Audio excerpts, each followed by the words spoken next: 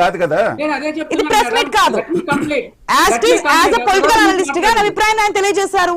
మిగిలిన 3 పార్టీల నాయకులు మాట్లాడినప్పుడు నేను తప్పకుండా క్వశ్చన్ చేస్తాను.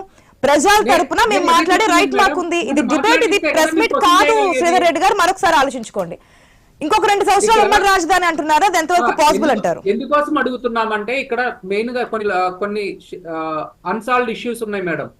ఇక్కడ ఏవైతే మనకి సెక్షన్ 7, 8, 9, 10 లో దాదాపు 107 సంస్థలు సెంట్రల్ గవర్నమెంట్ కానీ స్టేట్ గవర్నమెంట్ ఉన్నాయో, ఆ స్టేట్ గవర్నమెంట్ కి ఆ అసెట్స్ డివిజన్ ఇంతవరకు జరగలేదు ప్రాపర్ గా.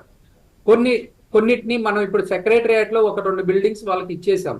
కానీ మిగిలిన ఎస్సీ కార్పొరేషన్ కానివ్వండి, సెర్ప్ కానివ్వండి, లేకపోతే ఆర్టీసీకి సంబంధించినవి కానివ్వండి, దాదాపు 1,50,000 కోట్ల రూపాయలు వాల్యూ ఉండే మనం అంటున్నాము, వాళ్ళు అంత ఉండవంటున్నారు. Whatever the value it is, అవి కొన్ని అక్కడ ఆ విలువైన ఆస్తులు డివిజన్ జరగలేదు. This is number 1.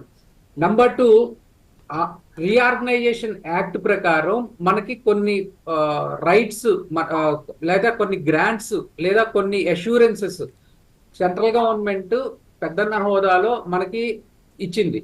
అవి కూడా ఇంతవరకు అమలు చేయలేదు.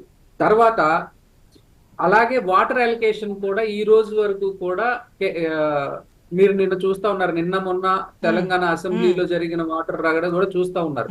సో ఇవన్నీ దృష్టిలో పెట్టుకొని ఏం చెప్పారంటే అట్ ద సేమ్ టైం మేము క్యాపిటల్ కి 3 రాజధానులు అనే దాని మీద స్పష్టంగానే ఉన్నాం. ఇందులో ఎలాంటి వెనకడుగు వేయలేదు.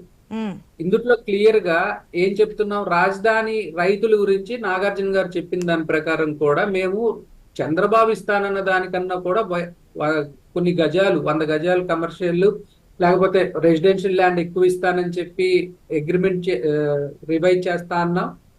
వాళ్ళు దాని నుంచి ఇంకా ముందుకు రాలేదు. సో ఒక అగ్రిమెంట్ జరిగినప్పుడు ఒక డెవలపర్ కి ఒక ల్యాండ్ లార్డ్ కి అనేక సార్లు దాన్ని మాడిఫై చేసుకుంటారు, పట్టు విడుపులు ఉండాలి. అలా కొన్ని చోట్ల ప్రాజెక్టులు ఆగిపోతా ఉంటాయి. So that is the agreement. అదేమి ఇదే హార్డ్ అండ్ ఫాస్ట్ రూల్ కాదు. నేను ఇక్కడ సూటిగా ఒకటి అడుగుతున్నానండి. హైకోర్టు ఏది రాజధానిలోనే అన్నీ ఉండాలి, రాజధానిలో అమరావతి మాత్రమే ఉండాలి అని చెప్పి మార్చకూడదు అనే కండిషన్ ఎక్కడైనా ఉంటే, తెలుగుదేశం అధినేత చంద్రబాబు నాయుడు గారు కర్నూలులో నేను హైకోర్టు బెంచ్ ఎట్లా పెడతానని చెప్తున్నారు. This is number 1. Number 2, BJP మేనిఫెస్టోలో కూడా హైకోర్టు తెలంగాణలో పెట్టడానికి మాకు అభ్యంతరం లేదు మేము అని చెప్పి వాళ్ళు ఆల్రెడీ మేనిఫెస్టోలో ప్రకటించారు. తర్వాత కేంద్ర ప్రభుత్వం కూడా హైకోర్టును షిఫ్ట్ చేయాలంటే మీరు హైకోర్టు సీజేని కన్సల్ట్ చేసుకొని సుప్రీంకోర్టు నుంచి ఆర్డర్స్ తెచ్చుకొని మీరు షిఫ్ట్ చేసుకోవచ్చు అని చెప్పి మన ఈ మధ్య రీసెంట్ గా చెప్పింది. అయితే ఇక్కడ ఎందుకు జరగలేదు అంటే కోర్టులో కేసు పెండింగ్ ఉండటం వలన జరగలేదు. ఇందాక మీరు ఏం చెప్తున్నారు నాగార్జున గారు, కోర్టులో కేసు ఉంటే మళ్ళీ కొత్త చట్టం చేయొచ్చు కదా అని చెప్పి అంటున్నారు. అదే కోర్టులో కొత్త బిల్లు చేయొచ్చు కదా అంటున్నారు. కోర్టులో కేసు పెండింగ్ ఉన్నప్పుడు పాత దాన్ని మేము క్యాన్సిల్ చేసుకుంటామంటేనే కోర్టు ఒప్పుకోలేదండి. కొత్త బిల్లు మళ్ళీ చేస్తే కోర్టు ఒప్పుకుంటుందా?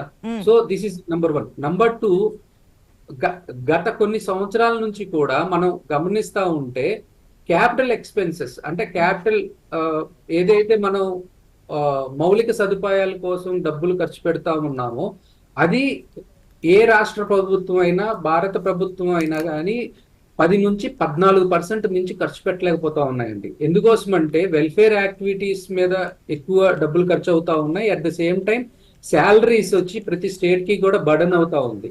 సో ఇవన్నీ మీట్ అయిన తర్వాత మిగిలిన డబ్బుల్ని క్యాపిటల్ ఎక్స్పెన్సెస్ మీద ఖర్చు పెట్టాలి. సో ఇలాంటి పరిస్థితుల్లో జగన్ గారు ఏం చెప్పారంటే మనకు ఉన్న పరిస్థితిలో మనం ఏటా 1000 నుంచి 5,000 కోట్ల వరకే రాజధాని మీద ఖర్చు పెట్టగలం. అంతకు మించి ఏ ప్రభుత్వానికి కూడా అవకాశం లేదు. ఈవెన్ చంద్రబాబు నాయుడు గారు 5 సంవత్సరాల పాలనలో కూడా అంతకు మించి ఖర్చు పెట్టలేని పరిస్థితి ఉంది. సో దాని వలన ఆల్రెడీ డెవలప్ అయిన వైజాగ్ దగ్గరికి వెళ్ళిపోయి వైజాగ్ ని ఇంకొంచెం 5,000 కోట్లు 10,000 కోట్లు పెట్టుకుంటే అక్కడ మనకు కావాల్సిన బేసిక్ ఇన్ఫ్రాస్ట్రక్చర్ కానివ్వండి, పిల్లలకి ఎడ్యుకేషన్ ఇన్స్టిట్యూట్స్ కానివ్వండి, ఇవన్నీ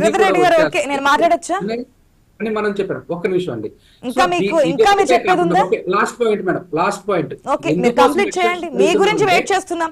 సాధారణంగా క్రాస్ క్వశ్చన్ చేస్తూ ఉంటాం, మీరు దానికి అగ్రి చేయట్లేదు, మమ్మల్ని కూడా ఒక ముసిగేస్తున్నారు.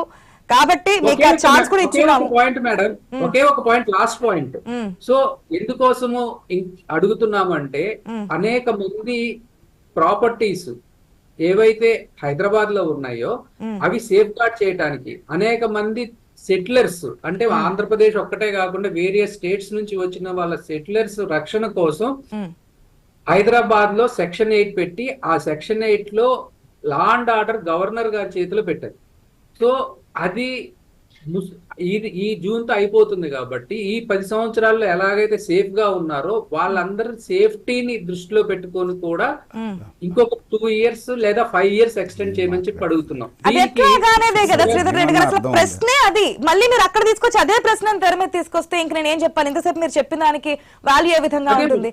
ఇంకొక 2 సంవత్సరాలు, ఈ 10 సంవత్సరాల కాలంలోనే ఏం చేయలేనప్పుడు ఇంకో 2 సంవత్సరాలు ఏ విధంగా చేస్తారు? మరొకరు కూడా చెప్పున్నా నేను, మీరు అన్ని విషయాల్ని మరి క్రాస్ క్వశ్చన్ చేసినప్పుడు అన్ని రాష్ట్రాల ముఖ్యమంత్రుల కంటే ఏపీ సీఎం జగన్మోహన్ రెడ్డి కేంద్ర మంత్రులను గాని ప్రధానమంత్రిని గాని కలిసింది ఎక్కువ సార్లు కలిసినటువంటి సీఎం గా ఉన్నారు. వాస్తవమా కాదో? ఒకవేళ కాదైతే దాని గురించి కూడా మీరు క్లారిటీ ఇవ్వండి. ఇన్ని సార్లు కలిసినప్పుడు చెప్పింది, ఒక్క నిమిషం సార్ ప్లీజ్. ఇన్ని సార్లు కలిసినప్పుడు యాజ్ ఏ ప్రెస్ మీట్ గానీ ఏదైనా చెప్పకపోయినా మాకు సీఎం నుంచి వచ్చినటువంటి ఇన్ఫర్మేషన్ ప్రకారం ఏంటంటే, విభజన హామీలు, పోలవరం ప్రాజెక్టు, రాష్ట్రానికి రావాల్సినటువంటి నిధులు, వీటి ప్రత్యేక హోదా, వీటి గురించి మాట్లాడున్నామని చెప్పి ప్రతిసారి అప్పుడు మేము క్వశ్చన్ చేస్తున్నాం, అవినాష్ రెడ్డి జైలుకి వెళ్తున్నప్పుడు వెళ్ళారా అంటే లేదు, రాష్ట్ర ప్రయోజనాల కోసం అని చెప్పున్నారు.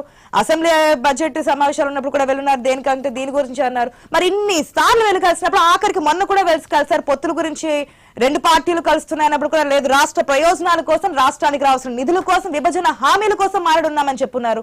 మరి ఇన్ని సార్లు కేంద్రాన్ని దగ్గరికి వెళ్ళి మాట్లాడుతున్నప్పుడు జరగని పని ఇంకొక 2 సంవత్సరాల్లో అవుతుంది అనుకోవచ్చా? అది కూడా 2 సంవత్సరాలు మీకు ప్రజలు పదవీకాలం ఇవ్వలేదు, మీకు ఇచ్చినటువంటి సమయం 2 నెలల్లో పూర్తవుతుంది. Exactly madam. గత 5 సంవత్సరాల్లో అంటే తెలుగుదేశం పాలనలో 4 సంవత్సరాలు తెలుగుదేశం బీజేపీ కలిసి ఉన్నప్పుడు కూడా సాధించలేని రెవెన్యూ డెఫిసిట్ జగన్ గారు సాధించారు. తర్వాత 2014 నుంచి 2019 వరకు గ్రాంట్స్, సెంట్రల్ గవర్నమెంట్ ఇచ్చే గ్రాంట్స్ పర్సంటేజ్ చూడండి. రాజధాని చెప్పండి సార్. రాజధానికి అవే కదా మేడం మీరు మాట్లాడింది. జగన్ గారు ఏం సాధించారని మాట్లాడుతున్నారు. రాజధాని విషయంలో మీరు విభజన హామీల గురించి చెప్తున్నారు కాబట్టి ఇన్ని సార్లు వెళ్ళి మాట్లాడినప్పుడు జరగనిది ఇంకొక 2 సంవత్సరాలు ఉమ్మడి రాజధానిగా ఇవన్నీ ఉంటే గనక